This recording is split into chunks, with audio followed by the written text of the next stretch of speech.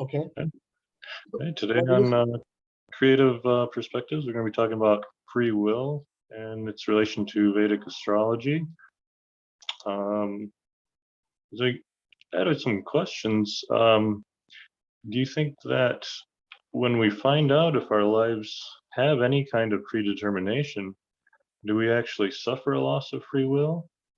Or in other words, are these things compatible or incompatible in Vedic astrology? Yeah, I mean, lot of people think that astrology and free will doesn't mesh with each other, right? Mm-hmm. That's what turns off a lot of people from astrology, because as soon as you mention astrology, it will kick in their brain that um, they don't want to accept that it is determined, right, by some other force. Um, Yeah, I mean, there's freedom. Some might say in knowing that now you don't have to worry about free choice because everything's predetermined. right. I mean, a lot of people. I mean, like it's abhorrent to a lot of people to think that they are not free to do things, and it's predestined in some way. Mm. It's kind of a little bit repulsive. I totally agree with that. Even I don't want to be told that some astrologer comes and says, okay, we'll be like this after 10 years. Um, Mm. you will stay poor and unfulfilled after 10 years. It is hard to accept that, right? Sure. We don't want to do that. But to be honest, coming to astrology, what it shows is it shows the landscape of your life. Say, for example, you are traveling from New York to California. Let us assume what astrology does is it will show where there are lands, where there are bridges, where there are rivers, where there are mountains, right? But Uh, it doesn't tell you how you should travel. Okay, that uh, that free will is there, always there with people.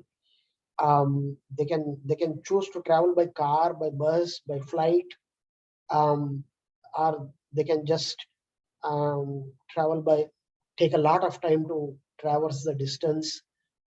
Whatever they want to do, they are free to do. But there is something that is given that comes with your life. That's what astrology shows. Based on your birth time, based on your time of birth and location, um, you are given something. You are given some kind of destiny to deal with. How you are going to deal with that, that is left to you. That's where the free will comes in. So a lot of people, like, it's not like, astrology and free will, they are not diametrically opposite to each other. It is more like complementary. I mean, like, uh, it just shows the landscape, but it doesn't tell you, it doesn't put any binding on you how you should respond to that, how you want to do that. So if uh, it it will be, it's not like, um, astrology, I don't know how to put this. um, it's not advisable, or uh, it's not beneficial for all people to come to astrology unless they understand this critical aspect, right? That it does not limit their life. Astrology is there to overcome it, to overcome the sure. whatever has been given to you. For example, my birth chart, let us say it says that in my life I have so and so difficulties. Then I should find a way to overcome it. You are getting my point, right? Okay. Right. So, say you are given a landscape, say you have to cross a mountain in your life. When you know it in advance, you are empowered. You know what it is coming, what you are up against. When you know what you are up against, then you can find a way to overcome it. You are getting my point, right? Right. It's Astrology is, the purpose of astrology is to help individuals to overcome obstacles in life, to know in advance what is coming up so that they can plan their lives accordingly. So it is you have to look at it like that. You have to look at astrology, but a lot of people don't look at astrology like that. They just go to the astrologer and he says blah blah blah. Your potential is only this much, and he will take that, and he will, they, the way they act is they fulfill whatever is said by astrology. That's not the purpose of astrology.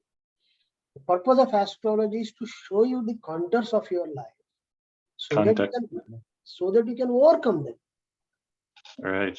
So that's the biggest difference. So it's so a lot of people, more than 90% of the people who come to astrology, just they try to follow, or they just try to succumb to all these astrologers or whatever they say. That's not. If you, all I'm trying to say is, if you don't approach it correctly, then it will do a lot of harm. Astrology can do a lot of harm. I see. So It's like, go ahead. Sorry. To Sri Ramakrishna's metaphor, I think he used a cow with a rope, and the cow tied to the rope, or horse or whatever, is limited by the length of the rope, but they have freedom within it. Exactly. That freedom within it is what we have, and that rope is maybe he's talking about karma. Is it limiting us? We will come to that point. Actually, you are given something. What you do with that something, that's where you are free. Are you getting my point? I see. Say, for example, your karma, like your birth chart, offers you extraordinary intelligence. Let us say, okay, you are extraordinarily intelligent in some subject. What you do with that intelligence is left to you. Either you create something which is of value to humanity, or you create something which can destroy to humanity. That is left to you, right? That's where the degrees of freedom come in. You will be given something. What you do with that you are free to do. That's where the freedom comes in. So realizing the extent of how your life might be determined increases your freedom. Yeah. Exactly. And coming back to how astrology comes up with those landscapes, right? Something I told you, you are given something. From where that given comes, let us discuss that. So in Indian philosophy, and probably in most of the Eastern philosophies, they are based on karma theory, right? Everybody has three types of karma going on. One is sanchita. It's called sanchita in Sanskrit, which is like your total amount of past karma, your total amount, that is. And prarabdha means what you carry from the total, what you carry for this particular life. Okay. Say, for example, you have like 100 units of karma, total karma. For this life, the nature will decide, this life, it will assign 10 units for you, which you have to realize in this life. That is called prarabdha, which is a subset. It is a subset of the total amount of karma. Got that point? And while you are dealing with this subset of your total karma in this life, whatever karma you do, whatever actions you do, it will create karma for the future, which is called as agamika. So there are two types: sanchita, which is total amount; prarabdha, which you carry for this life, a subset of it which you try to clear it out this life; and agami, which is for the future life. While you are dealing with the present life karma, you create new karma which becomes part of sanchita, and which will come back to you in future, which is known as agamika, right? So, Okay. so whatever has been given to people is this prarabdha. This has already been allotted to you, so you cannot change it, right? Right. This karma prarabdha has already been allotted to you for this lifetime, and you cannot change it. And this is a very difficult thing uh, to accept, because that's where a lot of good people also get into a lot of problems, because it is prarabdha. It has already been allotted to them in this life. Mm. They might be very good. They might be like, you might be a saint. That saint also has to deal with the prarabdha, because it has already been allotted. It is just like an arrow which has left the bow.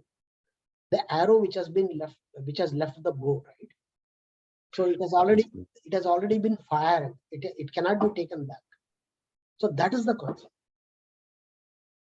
I see. So the saint could have been not a saint in past life and has to deal with these past lives. No, the saint could have done a lot of good things, but for this lifetime, a subset of that all is karma. That subset might have been bad. I see. The karma, whatever is been allotted for this life, because there is huge amounts of karma. One lifetime is not enough to clear all of that out. So what nature does is it allots a subset of that whole amount of karma to you to realize in this lifetime, right? So he might be a saint, but for this lifetime, he might be going through some difficult karma. So they have to, and that cannot be taken back, because it has already been allotted for this lifetime, right? So the only option here is to, the only degrees of freedom you have here is to how you are going to respond to whatever comes to you. What is going to be your response? That's where you have your free will or determination, right? If my karma is like, um, uh, I will have to live with penury or lack of money, right? In scarcity. My karma is such that if I have to live with scarcity, how I am going to face it? I am going to be frustrated, or I'm going to scale down my life. I'm going to, like, be very limited in my needs. How Right. I'm going to face it? That's where I have the freedom. I don't have the freedom to change that, but I have the freedom to respond to that in a way that is best. That's where I have the freedom. So that's what the concept is. The karma concept is. And here, if you if you don't have any questions at this point, I will carry this a little bit further. Well, I guess about prad, prad, prarabdha, Prarabdha. prarabdha. It is difficult How, to pronounce, I know. that's a difficult one for me. Yes. How do we find out more about what that is? See, yes, that's a good question. Maybe that for that we need another video to see how prarabdha. Um, when you are born, in whichever star you are born, right? There are totally 27 stars, I told you, right? Um, so the phase, uh, and each star is located to some planet. So based on the star in which you are born, your planetary phase will start at birth, right? That prarabdha is nothing but your birth chart. That Oh, okay. prarabdha karma, that is a karmic map. Your horoscope is nothing but your karmic map. What are the different planetary phases that are going to come into your life? What you are going to face in your life, right? That is Mm, your karmic map, which is prarabdha. That's what the beauty of astrology, right? I cannot tell what your karma is, but by looking at your chart, I can tell what your prarabdha is. Still, I cannot tell what your sanchita karma is. I don't know what your I total karma is. Astrology will help me to tell what your present life karma or prarabdha karma is by looking at your chart. And that is wonderful, right? They created this tool where you can know what are your forces, what kind of forces you are going to face in this life. right. You can know right from your childhood. If you go to the astrologer, even when you are 5 years old, if your parents can show you a chart. In India, they do that. As soon as you are born, or like after you are like 5 or 10 years, they will show your chart to the astrologer, and the astrologer will tell blah blah blah, so and so will happen in his life, right? Or so much so and so things he has to be careful about. So that prarabdha, the karmic map for this life, that comes with your, it is charted at the time of birth, and that is prarabdha. So that is the beauty of it. Though we don't know, some sages will know, I think, in India, what your past life is. Those sages who have meditated, who have intuition, once they look at you, they can tell your past lives, right? Such Right. people are there in Indian history. Such people have always been there in India. Some sages, once they look at you, they know, like, you have been something in the past life, and they will tell, like, what kind of remedies you take. Nowadays, we don't have so much of that. You need to be a saint, not ordinary people cannot do that. They know, when they look at you, they can see it, your sanchita, your entirety, your total amount of karma, right? But that's not possible for, uh, it's a rarity. It's a rarest of the rare people can do that. The only tool we have right now is to look at what your present life karma is, right? And some really intelligent people in India, some some spiritually very intelligent folks, what they did is, they took all care not to add any more karma, right? While they go through this prarabdha, because they know how all this works, they will they will they will live skillful living, right? They will see that they don't accumulate anymore karma, right? They start dispensing this karma. Prarabdha is nothing but dispensing that sanchita karma, right? That's part of sanchita karma. Okay. What they do is they're so careful. They don't take any, they don't do any bad karma. They don't leave any, what do you say that? They don't leave any grudges. They don't leave any debts in the current life. They're very skillful in their life, and they don't leave any more karmas. They don't accumulate anymore. They stop. Once you stop accumulating karma, you are out. uh, the prarabdha, the sanchita keeps on decreasing, right? Once you don't Okay. accumulate any more karma, once you learn to live skillfully, that's where I wanted to come, as the conclusion of this video. You stop accumulating karma. Once you stop accumulating karma, your sanchita will start going down. Ultimately, you have no more karma left. Then what happens? You are free. You are enlightened. You see. You are getting my point, right? Yeah. That's how this karma is linked to enlightenment.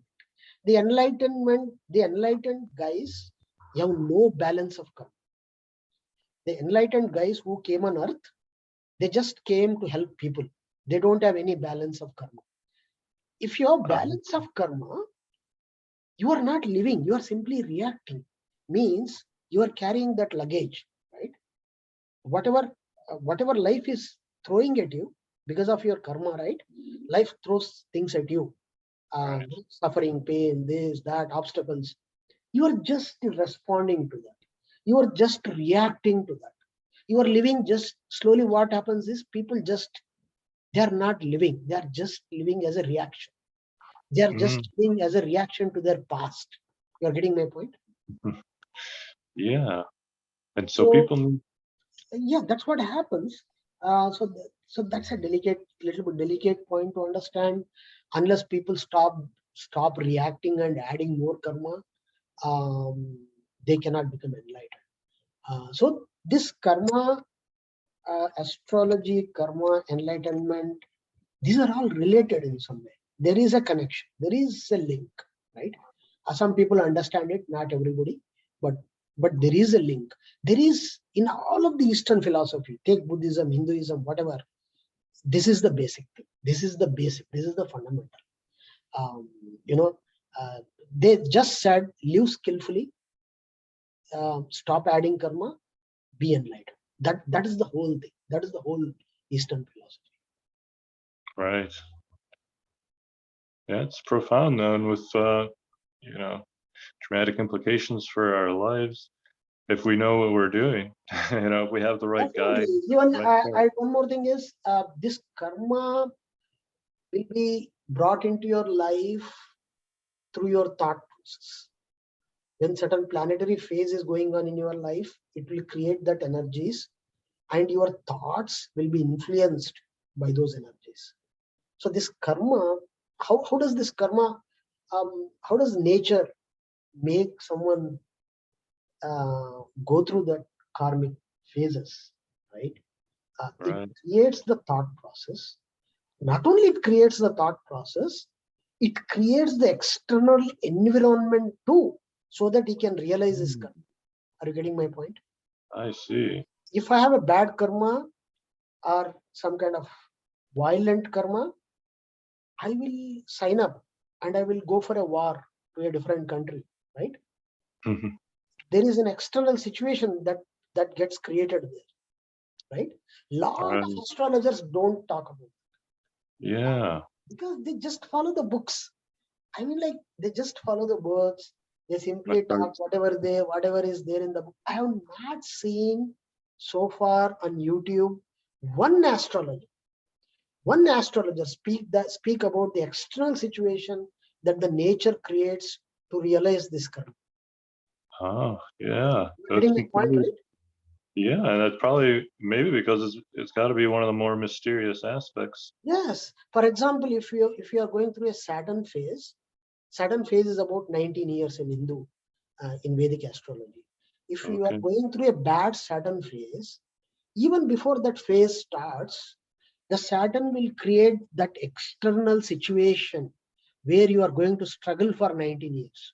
Are you getting my point? Ah, He is going to put in such a relationship, or he is going to put you in a prison, or he is going to create that situation, external situation, where you are going to labor, struggle for those 19 years, right? um, that the astrologers don't talk. It is not as simple as chart. Something is in your chart, or something coming in your brain. It is not as simple as that. It is that the nature creates even external situation, or you start viewing the external situation in that format, in a negative format, right? I see. So not only the chart, or not only the thought process, the world you look at will be different. For example, if north node of moon, Rahu, is very good in my chart, so I could come to the foreign country, right? I could become a citizen here. Why that was possible? How come this? How come this Rahu created this foreign country for me? Right?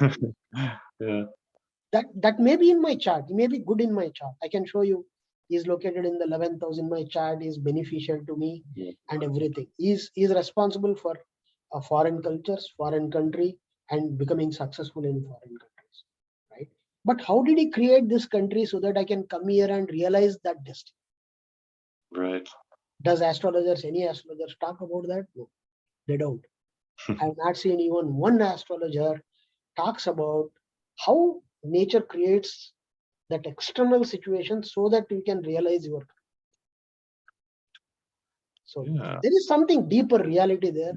There is some deeper mechanism within nature that captures this, right? But they don't talk. That's what I hate about Is lot of. this Okay, go ahead. Sorry. is this similar to the concept of Gaia, uh, Lovelock's idea, and I think some others saying that the Earth No, itself has kind of a it is some receptive deeper ability. mechanism within nature that creates that that makes you. Uh, that's what it is. Karma is a much more deeper concept. If you have to realize, if let us say, for example, you have bad karma with respect to women, okay? If you have to realize your bad karma, the nature has to create one woman, right? Where Mhm. either you love her or marry her, and then realize your karma, right? I see. So how does it create that external entity, right? Right. That's what karma is a lot more deeper than people want to believe. It's much more deeper reality within nature. So that will make you go through that process, right? So that's the reason it is difficult. It cannot be avoided. But then you can ask, like, what is the point of going worshipping to gods, going to temple, churches, mosques, if it cannot be changed?